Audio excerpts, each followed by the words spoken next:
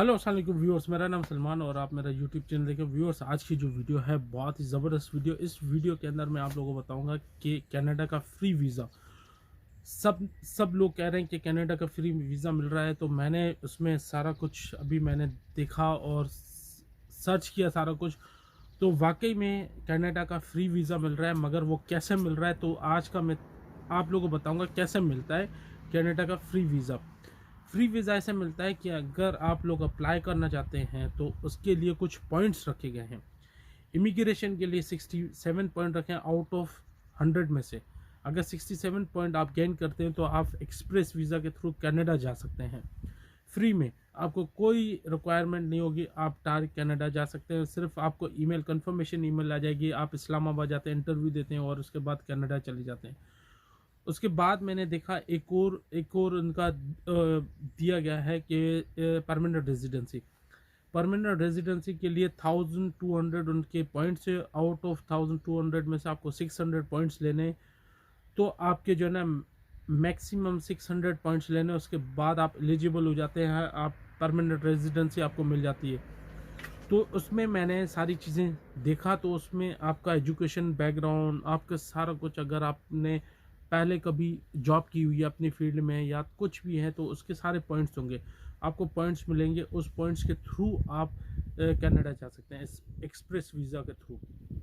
तो ये जो मैंने देखा 2023 का लॉ मैंने मोबाइल में चेक किया और मैंने हर जगह पे देखा, तो मुझे बहुत पसंद आया। तो मैंने सोचा कि मैं कनाडा के वीज़ा के बारे में, कनाडा के बारे में बताऊं। नॉर्मली मैं तो जर्मन यूरोप के बारे में ज़्यादातर फोकस में जर्मन को करता हूं, क्योंकि मैं खुद ही जर्मनी में रह रहा हूं। तो इस वजह से मैंने कहा चलो मैं कनाडा के वीज़ा के बारे में कुछ बातें बताता हूँ।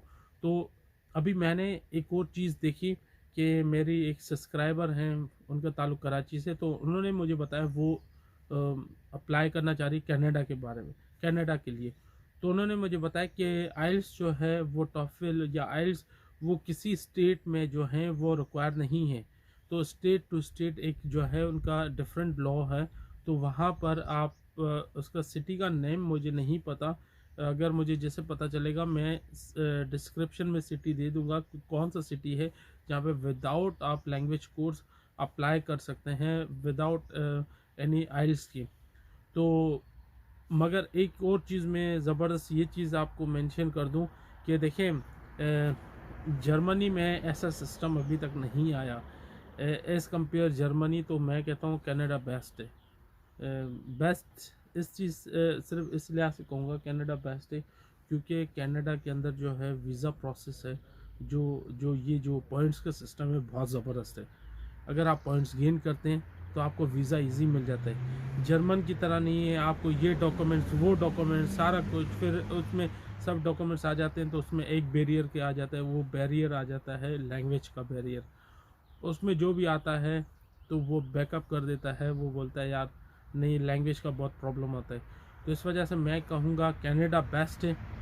जो भी अप्लाई करना चाहता है, अगर सपोज़ मेरे पास परमानेंट रेजिडेंसी जर्मनी की नहीं होती यहाँ पर फैमिली, तो मेरा भी यही ख्याल था कि मैं कनाडा मूव हो जाऊँ, क्योंकि कनाडा में पहली बात ये है कि आपको इंग्लिश आप अगर आपको टूटी फूटी भी इंग्लिश आती है तो वहाँ पर आपके आप पिक कर लोगे। अभी आप जर्मनी में हैं तो जर्मन जो लैंग्वेज सबसे डिफरेंट है। जर्मन लैंग्वेज इतनी इजी लैंग्वेज नहीं है, जर्मन की लैंग्वेज इतनी डिफ़िकल्ट है कि यहाँ के लोकल लोग हैं ना, वो सही तरह जर्मन नहीं बोल सकते। तकरीबन 50% से, मैं तो 50% कह रहा हूँ, उससे भी ज़्यादा लोग हैं वो जर्मन ग्रामर के साथ जर्मन नहीं बोलते। वो जर्मन बोलते ना, वो हम लोग बोलते हैं लारी फारी जर्मन बोलते, मतलब कि उधर उधर से उठा पकड़ के घुमा फिरा के जर्मन बोल देते हैं। यहाँ के लोकल जर्मन है, उनको ग्रामर नहीं आती। तो ये बहुत बड़ा बोलते ना बहुत डिफ़िकल्ट लैंग्वेज है।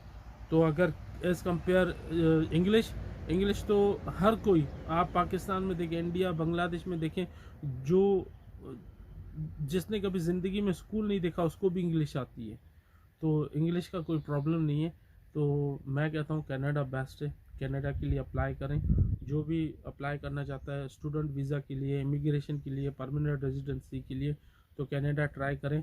डिस्क्रिप्शन में मैं आप लोगों को लिंक दे दूँगा, उस लिंक में कैलकुलेशन पॉइंट्स हैं, आपको वो पॉइंट्स सारे कितने गेन करने हैं, क्या करना है, किस चीज़ के कितने पॉइंट्स है, एजुकेशनल बैकग्राउंड हो, अगर आपके स्किल वर्क हो, अनस्किल वर्कर हो, जो भी हो, उसके सारे पॉइंट्स दिए गए हैं। वो आप पॉइंट्स सारे खुद ही चेक कर सकते हैं कि मेरे पॉइंट्स कितने, फिर खुद ही कैलकुलेट कर सकते हैं कि इतने पॉइंट्स मैं गेन कर सकता हूँ। वो कैलकुलेशन पॉइंट्स जब आप उसको एप्लीकेशन सबमिट करते हैं तो वो जाकर आपका कितना टाइम पीरियड होगा, वो सारे आपके जो पॉइंट्स से कैलकुलेट करके आपको कंफर्मेशन ईमेल भेज देंगे। फिर इसके बाद आपका इंटरव्यू होता है, वीज़ा लग जाता है, या कुछ और डॉक्यूमेंट्स रिक्वायर होते हैं, वो कनाडा जो है एम्बेसी वो डिसाइड करेगी। मगर जो पॉइंट्स है, वो पॉइंट्स का जो लिंक मैं भेज दूंगा, आप लोग खुद ट्राई कीजिए। हर कोई अपने घर पे बैठा हुआ है, ट्राई करे, ट्राई करने में क्या है। अगर लग जाता है तो ज़बरदस्त, वेल एंड गुड, तो आप भी कनाडा चले जाएं। कनाडा चले गए, कनाडा में जैसे कनाडा में अगर आपने अप्लाई किया, कनाडा सबसे पहली बात ये कि अगर वहाँ पर आप जाते हैं तो इमिग्रेशन के थ्रू जाते हैं, परमानेंट रेजिडेंसी के थ्रू जाते हैं, तो मैं कहूँगा कि वहाँ पर थोड़ी जो लाइफ है वो जर्मन को अगर कंपेयर करें, वहाँ की लाइफ थोड़ी इजी है। क्यों इजी है? क्योंकि आप शॉप वगैरह पर जाते हैं तो आपको इंग्लिश बोलनी पड़ती है। आपको पता है कि एक ही लैंग्वेज है, इंग्लिश चल रही है, मुझे इंग्लिश ही बोलनी है। या फ्रेंच है, फ्रेंच लैंग्वेज है, मगर इंग्लिश वहाँ पे मतलब कि कंपलसरी इंग्लिश है। जर्मनी में उनकी कंपलसरी जर्मन है, मगर सबसे बड़ी बात है यहाँ पे डायलॉग जो है एक्सेंट, बर्लिन का एक्सेंट अलग है, हम्बुर्ग का एक्सेंट अलग है, बायर्न का एक्सेंट अलग है, हर जो है ना स्टेट के एक्सेंट अलग है। अभी मैं किसी और वहाँ पे चले जाता हूँ, ईस्ट जर्मनी चले जाता हूँ, उसका एक्सेंट है, वो मिसाल के तौर मोबाइल है, उस मोबाइल को कुछ और कहते हैं, चेयर है, चेयर को कुछ और कहते हैं, यहाँ पर हम लोग स्टूल कहते हैं, वहाँ पर कुछ और कहते हैं। तो ये जो है ना जर्मन में बहुत डिफ़िकल्ट है। कनाडा में सबकी एक ही लैंग्वेज है, सबको इंग्लिश बोलनी पड़ती है।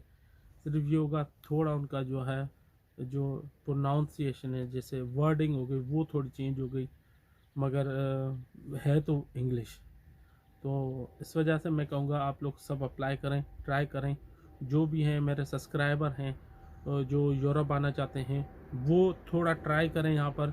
उनके लिए ख़ास तौर पे जो बहुत सारे ऐसे लोग हैं, वो यहाँ पे एजेंटों को 25-25 लाख, 20-20 लाख या एजुकेशन बैकग्राउंड के थ्रू यहाँ पे 30-32 लाख रुपए जमा करवाने हैं, ब्लॉक अकाउंट बनाना है, तो वो लोग अप्लाई नहीं कर सकते, इतना पैसा नहीं है।